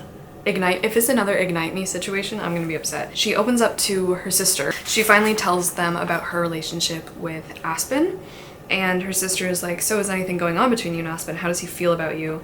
America's like, you know, he's always loved me. I know I should tell him that it doesn't matter and that I love Maxon, but it doesn't matter. Tell him that it doesn't matter that he loves you nice. And she says, but what if Maxon picks someone else? I can't walk away from this with nothing. At least if Aspen still thinks there's a chance, maybe we could try again when everything's over. America. America, the piece of shit that you are. Her sister, thank God, is like, just stares at her and she says, you're using Aspen as a safety net? I can't walk away from this with nothing. At least if Aspen still thinks there's a chance, maybe we could try again. Just the way that this whole thing could be solved, because Maxon already told her in book 2 straight up that like he was ready to propose to her, and she has just dragged this on interminably. Like if you guys just sat down and talked, I'm sure it would be fine. America is finally like, you know what? I should tell both the men that I've been stringing along that they exist. She gets on a plane to go back to the palace, and she's like, okay, when I'm dropped there, I'm gonna tell Maxon first about Aspen, and then I'm gonna tell Aspen that we can't be together at all. But I'm guessing that someone has already leaked the info about Aspen to Maxon, like when she gets there, and then it's gonna kind of blow up their relationship, and then he might die, and then that might lead her to be with Aspen ultimately. I'm gonna finish this right now, I think, so we can finally just finish the trilogy. Sorry, I just got 2 pages in. She's back at the palace. She opens the door and every girl from the selection is there. Like the original 35 of them are all like, America, America, you're back. And then Chris runs up to her. She's like, it's us. Like Celeste and Elise have been eliminated, and now it's just Chris and America who are the last 2 standing, and he's gonna announce his engagement, I think like the day after. But then America's like, oh my god, that's great, and she hugs Chris, and they're like, let's vow to be happy for each other. But then she sees a flash of silver on Chris's neck, She drags Chris into the hallway and she's like, you're a rebel. This is like, fine, I haven't done anything illegal. I'm not mounting protests anywhere. I just support the cause. How much of this is you wanting Maxon and how much is it your group wanting one of their own on the throne? If you must know, yes, I was presented to the king as an option. I'm sure you've guessed by now that the lottery was a joke. The king was and still is unaware of how many northerners were promoted while the choice was being made. Maxon comes in with a gift. He told me to send everyone home. I did. I had to keep one other girl. Those are the rules. But you said that if I could prove I loved you, and America's like, it's me? And Maxon's like, of course it's you. Like, of course I'm gonna pick you. Okay, and now we're having sex. It's that easy, folks. It's that easy. What is going on? Let me just finish this book. What? Okay, I'm really upset, but hold on a second. Okay, so after they get into bed together, Aspen runs in the room because she hears America screaming. It's not that kind of screaming. And Aspen is like, oh, snap. Maxon leaves the room, but then he like turns the corner and he sees America whispering to Aspen and like she has her hands on his chest. It doesn't look good. So Maxon is like, oh my God, it's you. Like, you are the guy from America's past and you've been here this whole time. And then he gets obviously super upset. They try to explain it, doesn't go well. And basically after they've agreed to get married, Maxon is like, go home. Like, I don't want you. Like, you're leaving tomorrow and I'm gonna marry Chris. So obviously America is super upset. But I mean, that's your fault, girl. And the next day they all get into like the big ceremony room where Maxon is going to announce his engagement to Chris. And that's the page I'm on. Oh my God. I noticed when most of the guards stepped away at some signal, pieces of red fabric were pulled out of their pockets and tied across their foreheads. I watched in confusion as a red marked guard walked up behind Celeste and put a bullet squarely through the back of her head. Celeste! No, I really liked Celeste. She was like the only one in this book with character development. The screaming and gunfire exploded at once. Guttural shouts of pain filled the room. I looked for the king and queen, but they were gone. Oh my God, no way. Okay, a guard walks up to us. I was frozen as the menacing figure raised his gun and directed it at Maxon. I looked up at him and he looked to me. A look of amusement crossed the guard's face as if he suspected this would be much more entertaining for himself and much more painful for Maxon. He slid his gun ever so slightly to his left and aimed at me. I couldn't move at all, but I saw the blur of Maxon's suit coat as he leaped towards me. He get shot? Is he shot? Okay, Aspen comes over. I noticed a very still leg hanging out from under the tablecloth. Oh God. I hurried under the table to find Maxon breathing with great labor. There was a wound below his left shoulder and it looked very serious. Look at me, America. Break my heart. Break it 1,000 times if you like. It was only ever yours to break anyway. I'll love you until my very last breath. Okay, well, looks like you're going to. What? Aspen drags her away from Maxon. And he's like, be happy, he breathed. Aspen and America are running through the palace trying to get to like a safe room. What is happening? Is he dead? Is Maxon dead? I finished it. Okay, it turns out that Maxon didn't die. He's alive. He almost died. And it was definitely that trope, which I hate, of like people, like they break up or like there's a misunderstanding or they just are like, you know what, go home, I don't like you. And then of course when they're dying, they realize that, oh no, I should just let this go and like actually love the person. When America's finally let out of the safe room, she learns that the king and queen have both been murdered. So Maxon's parents are gone, they're dead, and she sees that Aspen is alive, but he's kind of been crippled after the battle, and it turns out that the northern rebels came in and saved the day and like got rid of all the southern rebels in the palace. So America rushes to Maxon's room where he's only, well no, he got shot, but I guess he's fine. And then he's like, you know what, I love you, I'm sorry, even though she should be the one apologizing. They obviously make it a plan to get married properly, but like no one really talks about what just happened. No one talks about the fact that the palace was just invaded by the southern rebels who literally murdered the king and queen of the country. No one want to talk about that. I'm gonna try to piece the country back together. And Maxon shows her a plan of getting rid of the caste system. So weird, man, so weird. And then it turns out that Aspen has been in love with Lucy, one of America's maids, for a while. So then they get together and they're gonna get married, and Aspen is like, you know what, yeah, I was just loving you out of obligation. So like if everyone just talked about it, would have been fine. And the epilogue is just, it's just so abrupt. The ending of this book, literally another Ignite Me, it's just so abrupt. No one talks about anything at all. Like we don't get another word from the northern rebels who helped them in any of this. We don't know what's going on with that. We don't know what's going on with the southern rebels, if they're still around. Who walks her down the aisle at her wedding but Aspen. Aspen walks her down the aisle so that she can marry Maxon. I just get such the big from Maxon because we get all of these love letters that he wrote her when she wasn't around, and they're just, I don't know, they're not like, oh, that's sweet. It's like, these are the acknowledgements. Can you just put your hand on the page and pretend I'm giving you a high five? I thought since we are starting technically the second mini series in the selection series, I would pull out a new dress. I'm flabbergasted that this fits. This is my elementary school graduation dress from grade 8. Isn't it? It's really something. What is this? Now that I've actually finished the one and finished the original trilogy, what I want to say is that there are so many things I've been like thinking in my head, being like, that doesn't make any sense. What happened to this? Why did Maxon and his father, that part where they went to New Asia, but apparently they didn't actually arrive there? What was that about? What happened to the war with New Asia? Why are we even fighting them in the first place?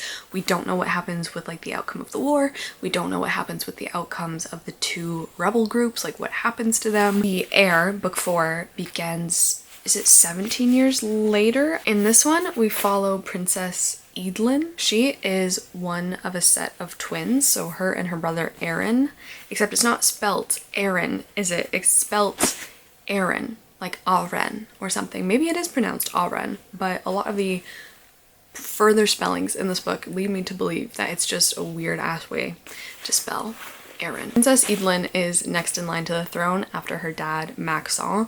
I want to say right away, I hate that America and Maxon are still in this book. We didn't get a break from them. They're on not every single page, thankfully, but they're in so much of the book, and of course they're just referred to now as mom and dad because Eadlyn is their daughter. Not only have Maxon and America stayed together, stuck it out, but they have the set of twins, right? Eadlyn and Aaron. And then they also have 2 more sons, I think, Caden and Austin. Pretty sure it's just supposed to be Austin. They are still very much in love with each other like 20 years later or something like that, so good for them. I just hate it. Things are not well, shall we say. All is not well in the state of Denmark. Right off the bat, we learn that the country of Alea is not happy. Like, yes, Maxon did follow through on eliminating, destroying, disbanding the caste system that was in place, right? So everyone, and they're sorting into numbers, and that meant what jobs you could work, so on and so forth. That has been entirely eliminated, but there is still a ton of unrest because like things obviously didn't just go away. As the book says, there is now post-caste discrimination happening throughout the country, so even though people aren't attached to their numbers anymore, in the back of a lot of people's minds they still are. So like people who were 7s in their previous life are now applying for jobs that used to only be like given to 2s, and there's all of these disputes, there's riots, it's not working out the way that they wanted. Weird thing is, I don't know if this happened in the selection books, but like the royal family, the monarchy, gets their news and like gets their report of what is happening in the country through the newspaper. Eadlyn will be like, oh my god, did you see the newspaper this morning? And I'm like, you're only learning about what is going on in your country through the newspaper? This book, I think, has just solidified me hating the royal family so much more of all of these riots and potential uprisings now in light of all of this new discrimination and stuff. Instead of like, I don't know, doing something about it, Maxon and America are like, you know what, we just need to take the public's mind off of what's happening, make them focus on something else so they kind of forget about what's going on and stop criticizing us. Because at the start of the book as well, it's revealed through the newspaper that some people are calling for the end of the monarchy, which fair, I am one of those people. Okay, I called in, I wrote my piece in the newspaper and I sent it in. I'm calling for the end of the monarchy. Their solution for this entertainment that is gonna distract the masses from the actual problems at hand, doesn't that sound great? Doesn't that sound like anyway, they want to have another freaking selection starring their daughter. Mom blushed as dad cleared his throat and continued, the selection process was very successful for us. I remember people getting shot in the back of the head. I remember people fighting. I remember open war. I remember riots. I remember rebel groups literally killing off the selected family members, but it was very successful for them. Princess Eadlyn, her character, here's what I don't like. America was So bland, so boring, just very much YA dystopian heroine. Don't know who the hell she is. Kiera Cass with Eadlyn has tried to make her, I guess, much more of a character in that she's just made her an awful person. Like, she's just made her an awful person. But it's under the guise of she's very closed off, she's very private, she's built walls around her, she's so powerful, she's so badass, when in reality she's just rude, mean, abrasive, callous, manipulative, and frankly comes across as just very uncaring and shallow. Regardless of that, it's fair. She doesn't want a selection. She doesn't want to get married at this point in time. She's just not interested. But her parents are like, no, no, no, you need to do this for the good of the nation. Which, first of all, is just so effed up. Bread and circuses, baby. She finally caves and she's like, you know what? I am going to agree to do this for only 3 months. And if by the end of 3 months into the selection I haven't found a partner, we're just calling it quits. Like, we're ending it. So, cue obviously selection number 2. There are a couple other characters in the palace right now. So remember Marley and her husband, Officer Woodwork. I think his first name is Carter. Not really important. They have also had children, and Marley is still very much in the castle. She's still America's best friend. Marley has had a son and a daughter named Josie and Kyle, spelled K-I-L-E. Kyle myself, you know? I'm gonna Kyle myself. Eadlyn just hates on Josie. She like tears her down all the time. She hates her guts because Josie is always trying to steal her spotlight. Kyle, on the other hand, she also like seems not to like Kyle.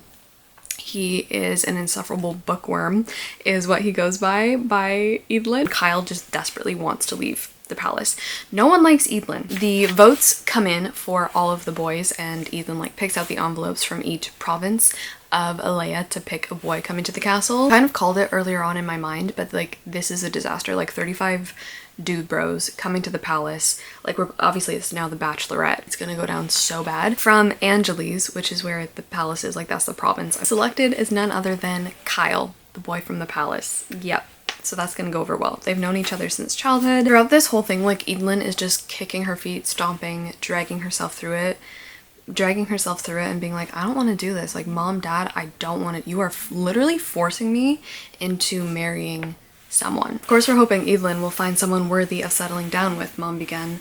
But as it happens, this is coming at a time when we were in need of a plan to calm the unrest. America's sister is like, America, your daughter is a decoy? No?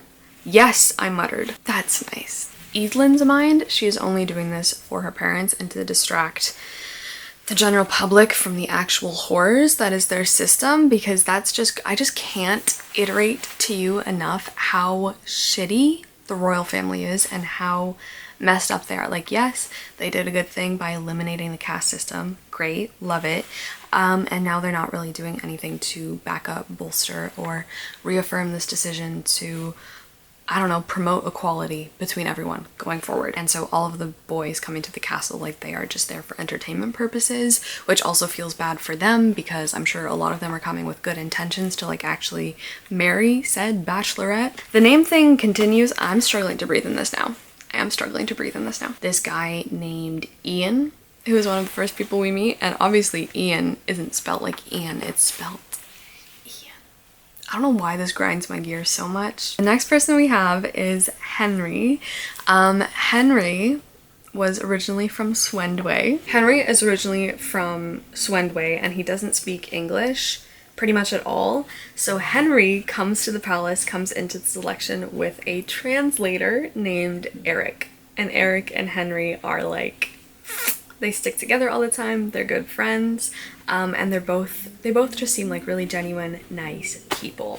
I'm gonna tell you right now, I have a thing for Eric. I really hope what's gonna happen, and I think it would be so cute and so cool if it actually happened, is if, obviously Henry is like the selected from his province and Eric is just there strictly as a translator. He's not technically in the running for the selection, but I think it would be so cute if Eadlyn like accidentally fell for the translator of the contestant. I just think that would be such a cute story.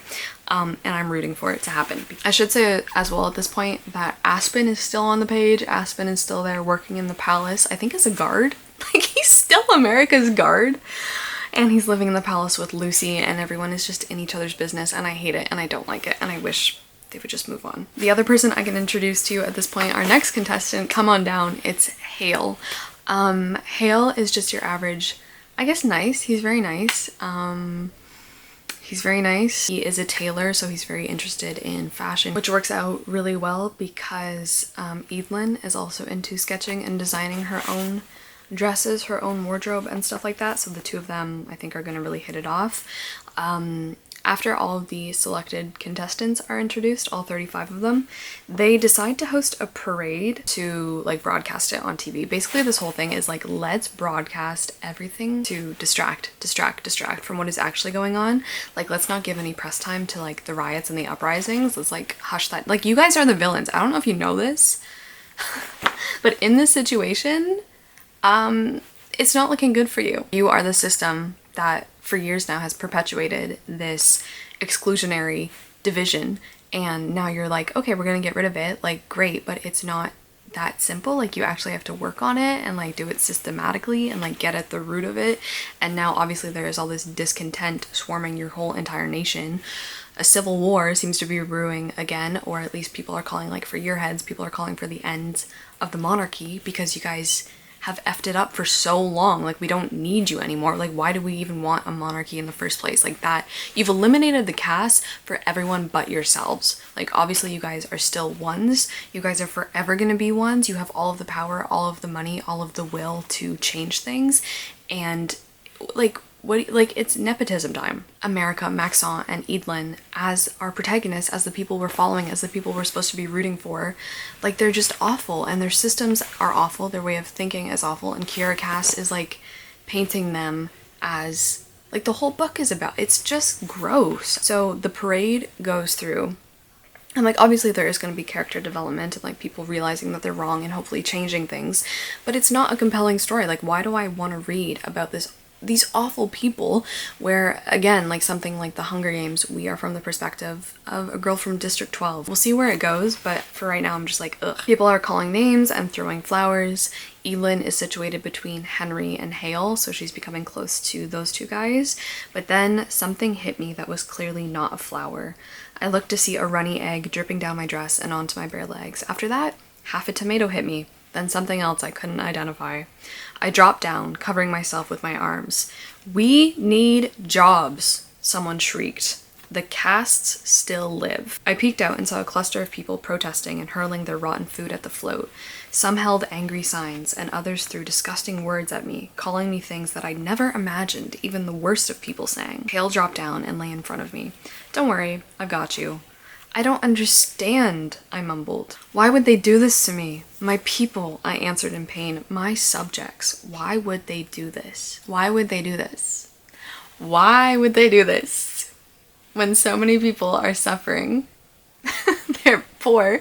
They literally don't have jobs. And they're like, "We don't have any jobs." And Eadlyn is like, "My people, my subjects, why are you acting like this? Like, guys, calm down." "I still can't believe this happened," Mom said, reaching the bottom of her glass. "Me either," I mumbled, still suffering under the surge of hatred those people felt for me. "What did I do?" "Nothing," Mom assured me. "They're mad at the monarchy, not you." Okay, but you are the monarchy. So I felt so certain a selection would lift their mood. I thought they would delight in this. Dad stared at the pictures, still shocked.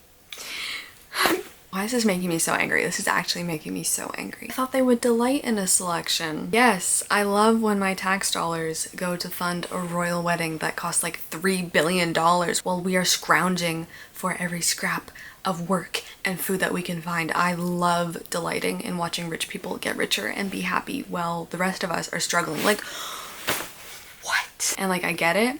They're born into this. This is all they know. But, okay, first of all, actually, America wasn't. America knows the opposite side of this. So what is she actually saying? Maxon is like, "Eadlyn, like, please just try to do something that will elicit good attention and like focus people's minds on like the selection and how great it is and how their princess is gonna get married and stuff like that." Eadlyn turns to Kyle because he's kind of the only one that she really knows that well. Obviously in the party, she's grown up with him her whole life, and she's like, hey, bring the cameras, come to my room tonight at 8 p.m. So they get into her room, and she's like, just so you know, like, I'm gonna kiss you, we're gonna have to kiss so that we can spread good PR. And he's like, okay, fine. But it turns out that, like, they get into her room, they start talking, they're actually really hitting it off when she's not being an absolute jackass, let's be honest. He opens up that he wants to study architecture and design. Then when they're leaving, they go into the hall, the cameras are there, and they smooch. Their chemistry skyrocketed. Honestly, the stocks are up for Kyle. The selection has also resulted in Eadlyn fighting with her brother Aaron because Aaron has been in love with the Princess of France. Why is everything a monarchy now? Why is the whole world a monarchy? He's been in love with the Princess of France, Camille, for so long, and like Eadlyn is very possessive and like doesn't want him to go to France, wants Aaron to be on her side, but Aaron is in love and he's like, Eadlyn, you could really find love here like I have, and it's great. And so they just start bickering and their relationship is fracturing because Eadlyn refuses to like hear any of the guys out, kind of is refusing to go on dates or be nice. And in her thinking, she is like, okay, I'm gonna make a decisive move and eliminate like half of them. She does it so callously. Like, she goes into their room with all 35 of them and she just goes up to people, looks them in the eye, and she's like, you're gone, go home. Be like, she'll just look at someone, she'll tap them on the shoulder, and she'll be like, leave. What do you think I'm going to say to you? No. Correct. Goodbye. Some of the guys break down crying, and it's not a good look. It's really bad. She's really rude, and I get it, like, she doesn't want to do it in the first place. Obviously some of the boys are terrified of Eadlyn because she's like this stone cold person who seems to be not really caring and doesn't want to go on any of the dates. Hale, on the other hand, is like, yo, I really admire that. I think you're cool. You're very assertive. Takes a lot to lead a country. Like, let's go on a date. So they go out for dinner. They open up. They start talking about fashion. The second that Hale asks her anything personal, he's like, can I see your sketches? Like, that would be so cool. You're really talented. Let me see them. She runs away. She literally runs away from the date, and she's like, oh no, I cannot let any of these guys like actually know me. I don't want that. I don't want any of that broadcasted. I'm not comfortable letting any of my walls down. And she just runs away from the date. Like, she just leaves. It's just a bad situation all around, and like I have sympathy for her. The next date that she goes on is with this guy named Jack, who also lets her know that he's like, yo, I really like your abrasive attitude. Go to see a movie in the Palace movie theater. We learn later that there were no background checks made on these guys. I've been waiting all night for a little of your attitude. I mean, I don't want to go home, but I wouldn't be devastated if you yelled at me. And then he doesn't let her go, and he grabs her and he starts saying really gross things to her. She breaks free, she runs away, she gets out, she screams for the guards, and she's like not having a good time anymore. Like, this is awful. Your parents put you in this situation, didn't put you in this situation to use you as a distraction, didn't care about your feelings, didn't background check the random ass men coming into the royal freaking palace of the nation to date your daughter, and now she's close to getting sexually assaulted. Like, this is crazy. Aaron comes up. Aaron rushes up, Eadlyn tells him what just happened, and then Aaron goes over, punches Jack in the face. Jack is dragged out by the guards. He's obviously eliminated from the selection. That's where we are with The Heir. Oh, I finally finished The Heir, and I can say that this is probably the worst book in the series, potentially. Like, so much happens, and I'm honestly kind of, I don't know if like her writing has improved that much, but I am kind of preferring the Bachelorette, I guess, version to The Bachelor. This one came out in 2015. I guess we get answers to what happened with New Asia, but not really, because they had like a trivia night and Eadlyn is like, okay, who is Alea's greatest allies? And someone is like, New Asia. Correct. Next date she goes on is with Ian. Remember? Ian, spelled like Ian, and he confesses to her, much like kind of America did to Maxon actually, that he's not really interested in her. Like, he doesn't really feel a ton of connection, and he's like, I can tell that you don't really want to be here, you don't really want to be doing this, but just so you know, like, you could pick me as the winner of the selection. We could be together and we could work together and like give each other what we wanted, even though we're not really like in love with each other. And he, what is this? He's pretty much like, I'll be like the perfect husband in everything like in name, but you'll have like your complete freedom. We don't really have to act as husband and wife. So he's like, you know what, just consider it. Right now in the running for like her heart, because she is slowly letting her walls down, is definitely Kyle. Ian, she's considering for practical reasons. Hale is nice. She really likes Henry. And guys, I can tell that she is starting to like Eric the translator. Best day of my life. Next big day, it's kind of like a group day. Everyone goes down into the kitchens and cooks. Henry shows off his cooking skills because like he's a chef back home. And then we also have two boys there who we haven't really met that much before, named Fox and Burke.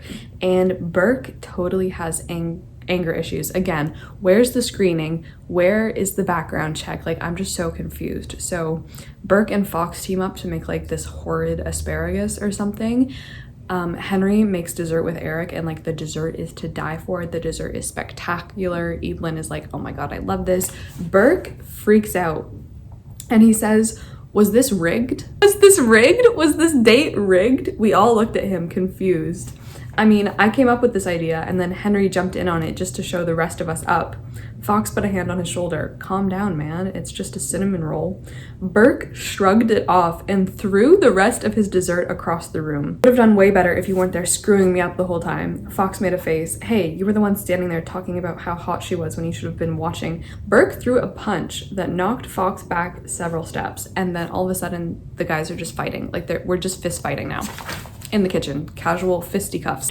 Eric, the quiet observer, had launched himself over the table to pick me up because like Burke like shoves Eadlyn to the ground. He like rushes her up the stairs. He takes her away from her family because she doesn't want to like talk to them right now, and he takes her into her room and like he's comforting.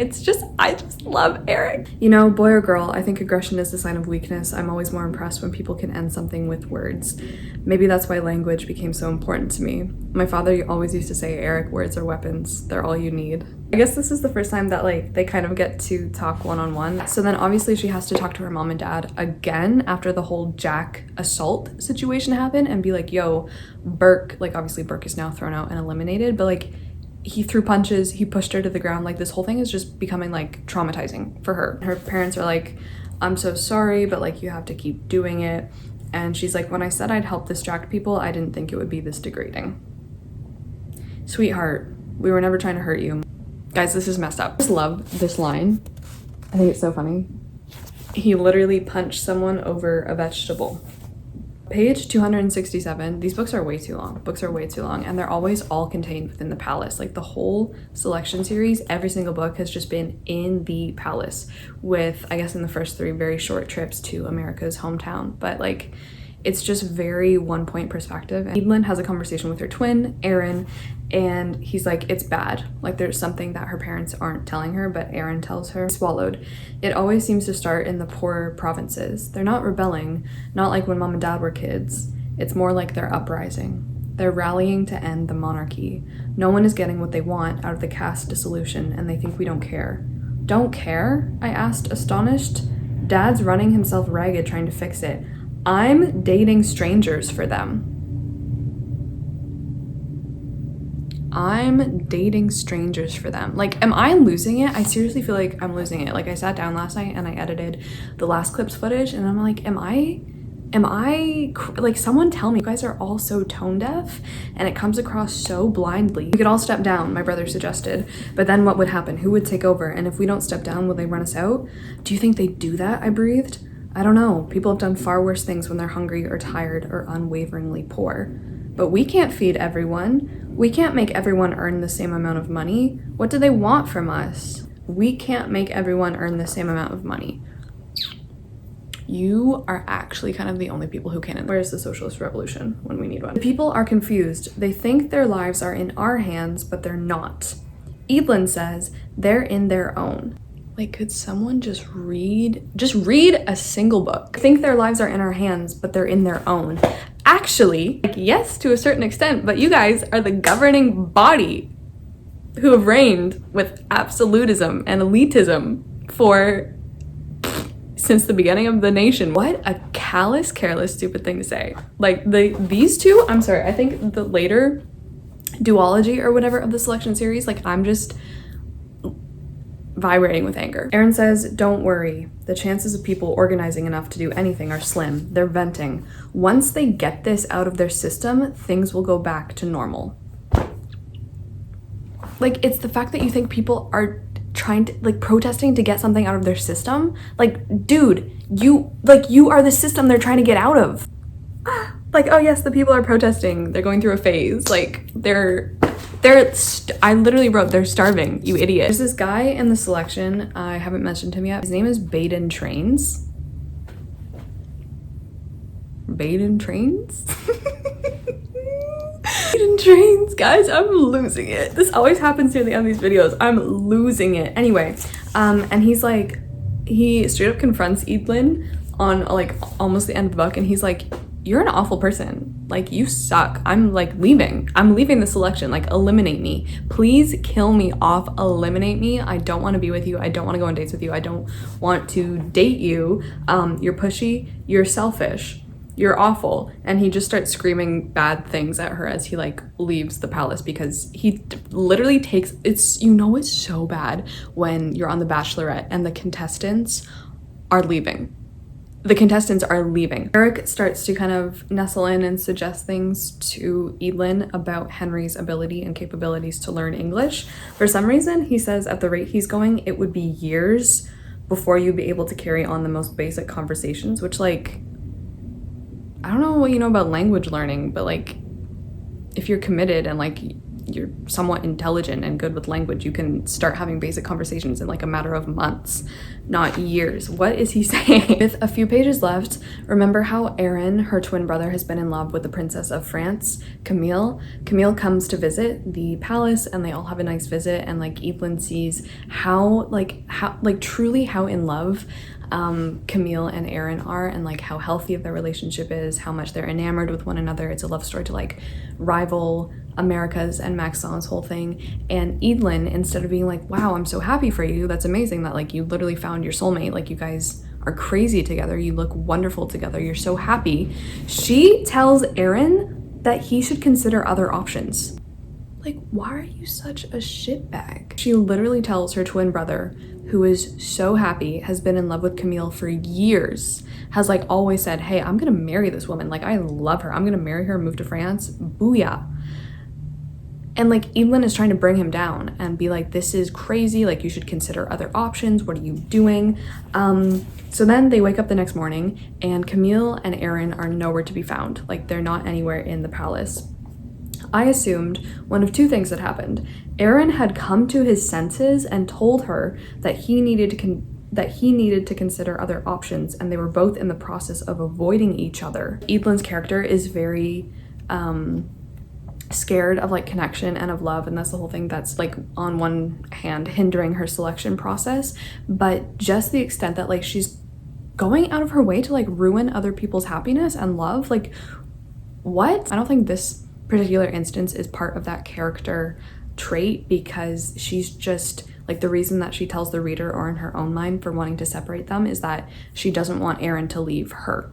Like, she wants Aaron all to herself. She doesn't want him to go to France. She doesn't want him to live in France, and she wants him to stay. So when she wakes up and sees both of them gone, obviously she's really upset, and she finds this long ass letter from her brother, basically just saying like, "You're awful, Eadlyn. Like, you're an awful person. I've gone to France with Camille, and pending her parents' approval, I intend to marry her immediately. I tried to exclude you all from the happiest day of my life, but I felt I had no choice. But you don't like Camille because she's the only person who could ever separate you and me. Your words hit so hard. I wanted to believe you. I wanted to hear you out and consider your suggestions. I knew that if I did, one day you'd convince me to give up everything for you. More provinces are protesting the monarchy than you could guess. Not all of them, but plenty. And while it pains me to tell you this, the problem people have with the monarchy stems from one person, you." Another level comes in and makes it so much more effed up, because Aaron starts to speculate that the reason like the people have a problem with Eadlyn is because like she's a girl, and because she's gonna be like the first queen in a while. And he's like, "You know what, like you need to be able to manage both sides." Like, he says, "You can be brave and still be feminine. You can lead and still love flowers. Most important, you can be queen and still be a bride." And I'm just like, number one, yeah, but that's not That was never the problem. The problem is the people aren't being sexist. The people are just starving. Oh, it's just the way that like Erin, yes, lay it to her, lay it on her thick because she's being awful. She's being an awful person. But also it's the way that they're so self-involved. They're so self-centered, and they're like, oh my gosh, like they just must not like me, when like they can't see the error of their own ways. And I hate the way that it's framed like this in the book. I stared at the letter for the longest time. He left me. He left me for her. When the finality of it hit me, I was consumed by a wild rush of rage. I picked up the closest breakable thing and flung it across the room. So the shock of Erin leaving and eloping with Camille, like while Eadlyn is doing her selection process. I don't mean to laugh at this. America has a heart attack. Because remember that heart problems, I guess, run in her family. I'm just gonna let you sit with the events of that book. I'm not gonna offer any more commentary on it. I've already started The Crown, which thankfully is a little bit shorter. I'm 82 pages in and like nothing is really happening. Like thankfully this is the last book now. We are now on the last book. Because America is in the hospital bed, she hasn't really woken up yet. Maxon has broken down and he's no longer able to lead or be king. He just loves her so much that he's lost it. So he appoints Eadlyn to be the regent for a period of time, and on like page 14 she has her first like cabinet meeting, and their first matter of business is like dealing with the fact that Erin has eloped with the Princess of France. One of her advisors passes her like a paper, a declaration of something, and it's a declaration of war against France. We feel this was a deliberate move to debilitate Alea, and seeing as neither the king nor queen gave their consent, France has essentially stolen your brother. This marriage is treasonous, so we have no choice but to go to war.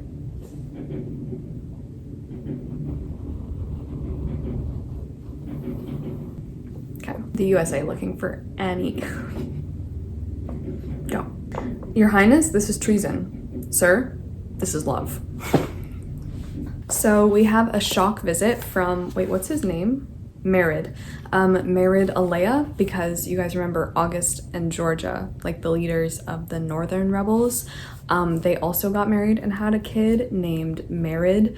And Married comes to the palace, offers Eadlyn flowers, and he's like, hey, I'm really sorry about your mom. Like, I know that our parents had a falling out, but we still really respect you guys. August and my father had worked together closely after my grandparents died, trying to dissolve the caste as quickly as they could. When Dad couldn't quite erase the stigma of being in the lower caste, August said he needed to get his spoiled ass out of the palace and into the streets. Eadlyn has another date with Kyle, and she opens up about like feeling really insecure about leading, and just mostly just being scared that like the mass of angry people are gonna storm into the palace and like take the crown away from her is what she's worried about.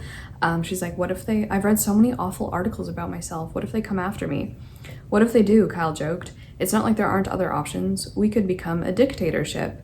That'd put people in line. Kyle and Eadlyn finally admit to each other that they have feelings for each other, but they're very chill about it, and they're like, we're just gonna see where this goes. We're not gonna place any pressure on it.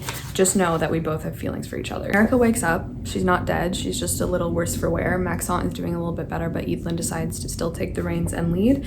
If I'm going to be queen one day, I need to win the people over. So I'm gonna go forward with the selection. And you think finding a husband is the way to accomplish that? Mom asked. Yes. People are mad because I'm not married. The people are mad because I'm a single woman leading. All about their perception of me. They think I'm too cold.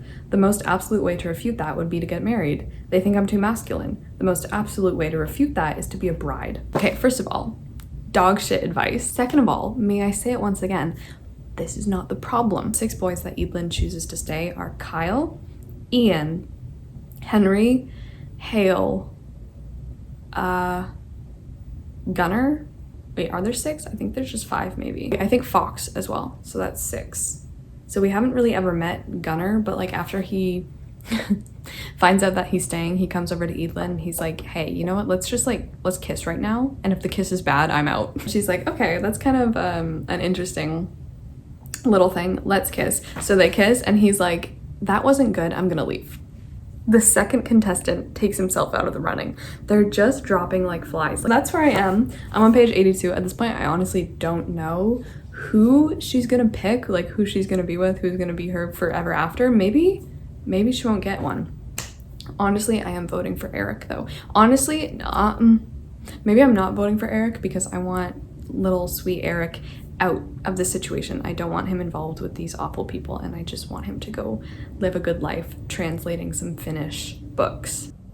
And it's over. Finished the whole selection series. I've never been happier, truly. I'm gonna keep this really short and sweet. So married Alea, turns out that like he was trying to get the throne for himself. Whole conspiracy with like him trying to take the crown from her.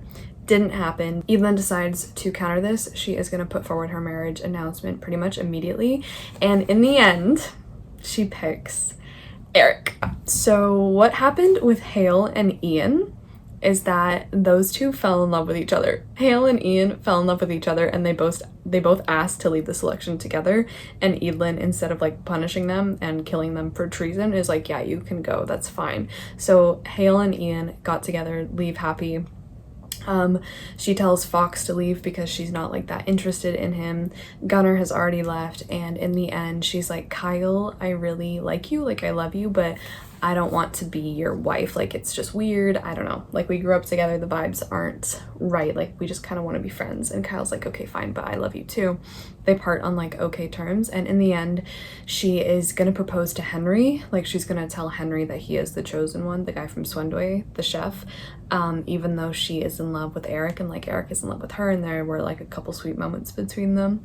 And in the very last second, when she asked Henry to marry her, Henry like sees the way that she and Eric are looking at each other across the room, and he's like, wait, you guys are in love, you guys should get married. And so she like breaks all of the rules and gets with Eric instead. And that's how, actually wait, that's not how it ends. And like finally meets with some of like her subjects and like citizens for the first time in her life. Like, it just sounds so bad, but in the end she does become queen of Alea. Like, she takes over, she marries Eric, and then she decides to make the monarchy a constitutional monarchy instead. And like, that's kind of one of her last acts as monarch, is to make Alea a constitutional monarchy. So that's the crown. So like, there was no hardly any conflict. The dystopian element of the series just like out the window, and like nothing was done for these poor people of Alea who are like, we need jobs, we are facing a lot of discrimination, we're not doing well. Where we live in some cases is very dangerous. Like, nothing was done, and the book just ends. If you've read this series, please, for the love of God, tell me what you think. That is The Crown. Thank you for coming along on this very long journey. I hope you had some popcorn or something for this film. This is my second YA series that I've done. The first one was of course Shatter Me, which was a time that I'll never forget. Honestly, which series would you like to see me read next? Thank you so much for watching whatever this was, and yeah, now you don't have to read the selection, and in fact I would advise you not to. So my next video, that is when I will see you. I love you guys so much. Thank you for being here. Ciao.